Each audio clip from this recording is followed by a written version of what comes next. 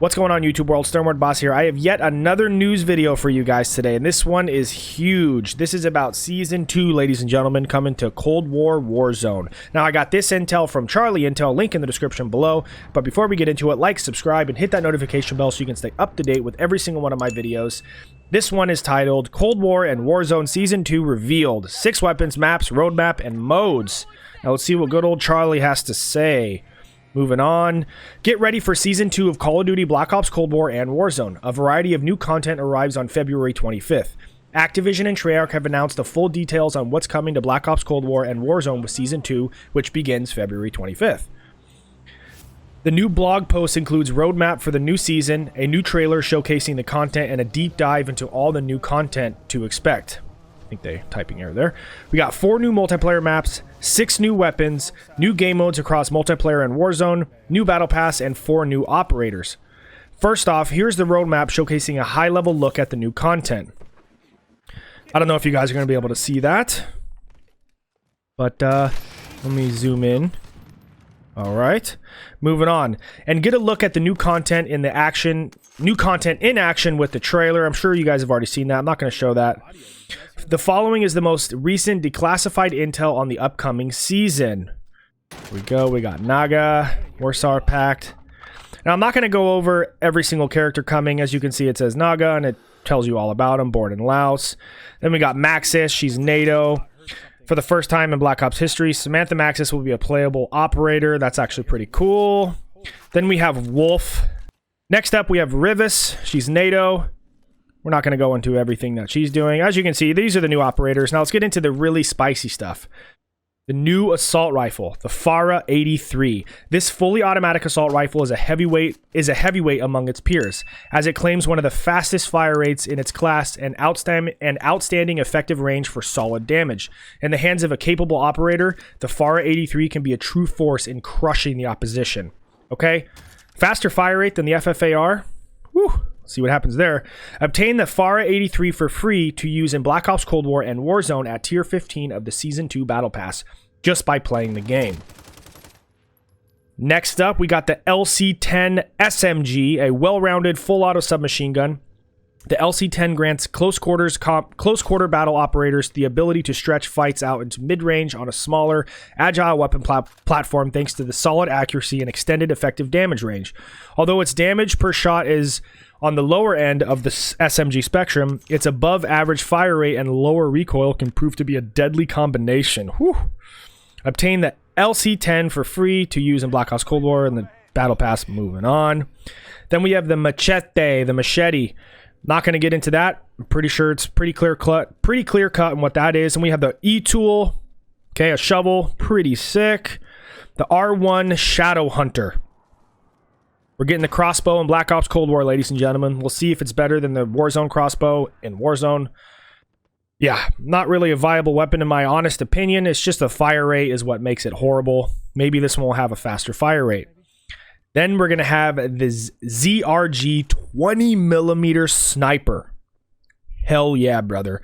Built for sharpshooters who need power to eliminate targets at extremely long ranges. This bolt-action sniper rifle boasts a faster bullet velocity than any other weapon in its class, as well as the ability to eliminate operators with a single shot to the head, chest, or shoulders in exchange for a slower fire rate. Its reload speeds are among the fastest in the category, allowing snipers to quickly change out magazines when faced with multiple hostile forces. Oh my god.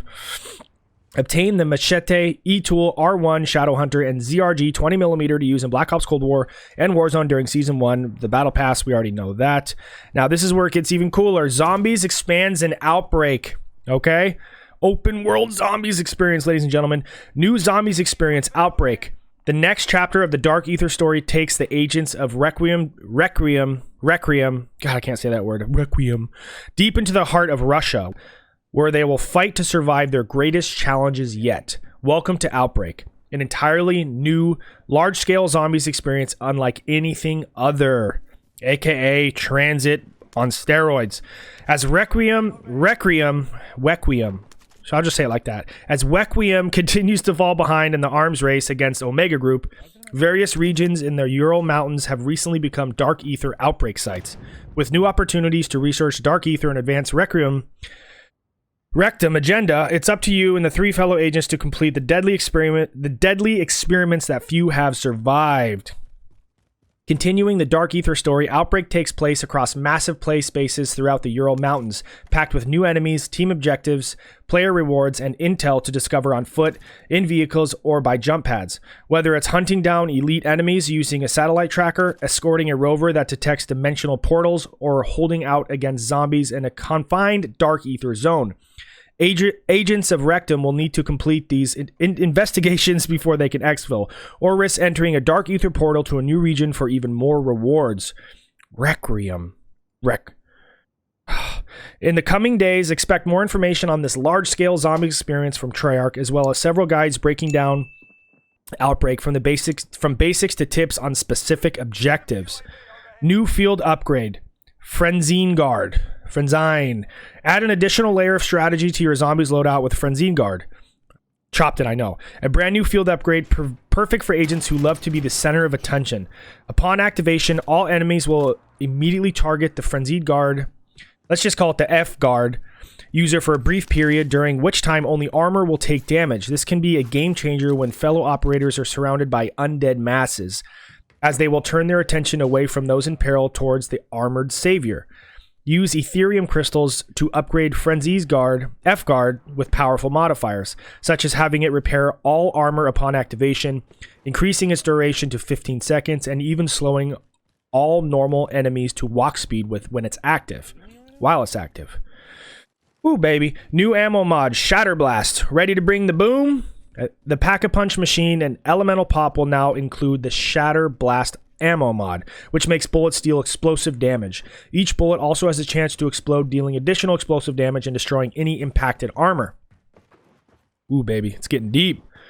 Intended to help destroy heavy zombies, this fantastic mod comes with plenty of explosive upgrades through the skills menu, including having all explosives deal damage to nearby enemies, knock down normal enemies, or double their size for an even bigger bang.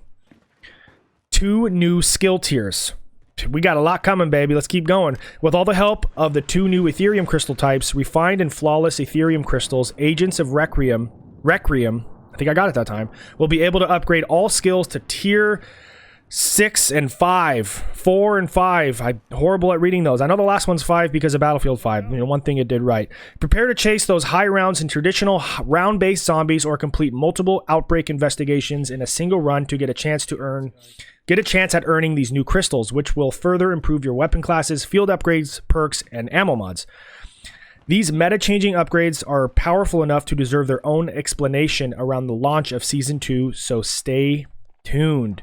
Moving on, 4 multiplayer maps coming to Cold War, obviously. We got Apocalypse. This is all on launch week, by the way. Welcome to the Lao Jungle cartel base in the heart of the Golden Triangle, Apocalypse. As Perseus forces are rumored to be hiding key intel in their stronghold in Laos, the CIA finest approach the village, ready to extract any evidence they can on Nova 6 supply line and Adler's whereabouts. Nova 6. This small to medium-sized map is built for aggressive operators, funneling action under stilted buildings and through templed fortress. Give chase to the enemy through buildings and temple. Make sure not to be distracted from the glint of gold being loaded into trucks on the main road.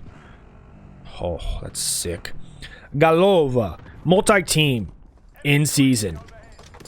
Guessing it's not on launch, but it's coming later. Galova appears to be a traditional Russian village located within the picturesque Ural Plains, but beneath its surface, it holds a dark secret embedded by its designer and creator, Nikita Dragovich. Son of a bitch. Hate that guy. A tested ground for the expansion of the Numbers program, Galova features plenty of close quarter combat opportunities throughout the town, from a massive church to its rows of houses and industrial park. The stair-step terrain on which the town was built still provides some long-range firefight opportunities, but encourages tighter CQB play around its objective areas. Mansion 2v2 3v3. Yes, my favorite, dude. The action in Gunfight and Face Off is about to heat up with this mid-season addition to the map pool. Set in Havana, Cuba at a Jefe mansion, last seen in the campaign's End of the Line mission. Sick. This map takes place across both courtyards as Eastern 1 with 2 palm trees and gazebo, and the western one with a statue sitting atop a non-functional fountain. These open courtyards contrast to a center-wrapped room with a small side hallway and an exposed balcony that can serve as a risky power position. Expect action to be head-on and frenetic. Frenetic, I like that word. Especially with the overtime zone comes into play at the dead center of the main hall.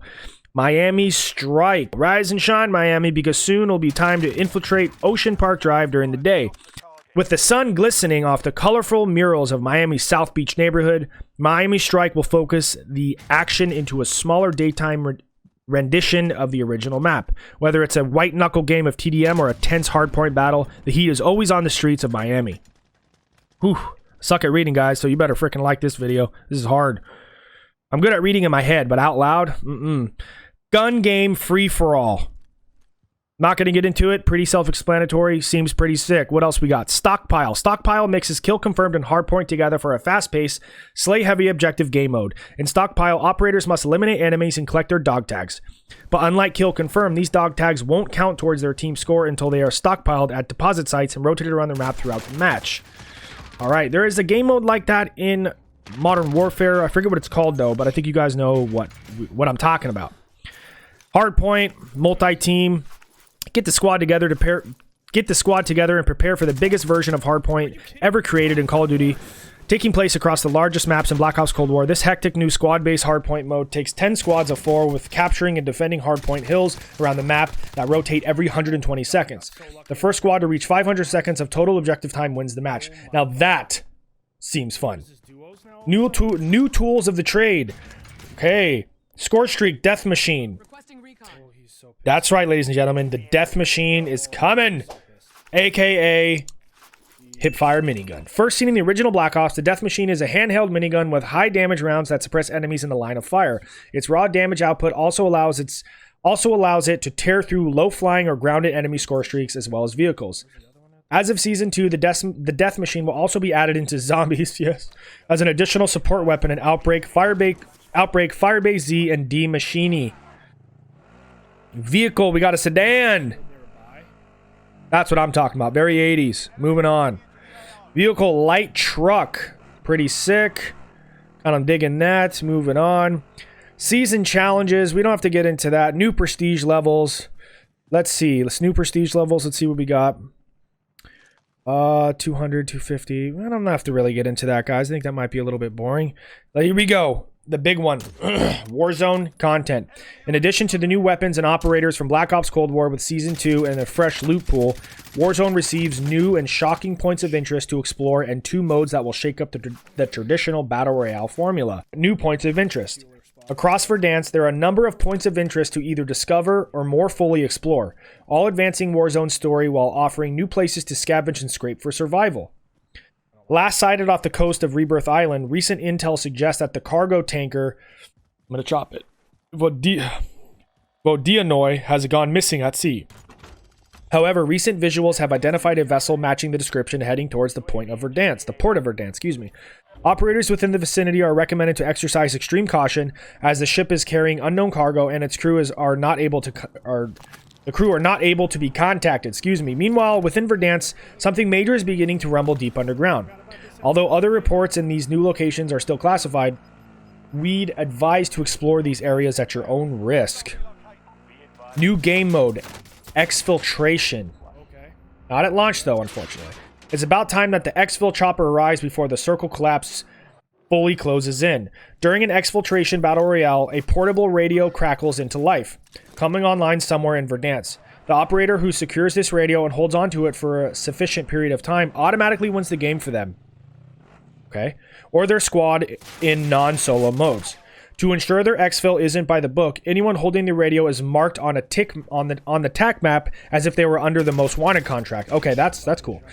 Also known as an HVT or high value target, with all operators also receiving intel on how much longer their current radio holder has until they win.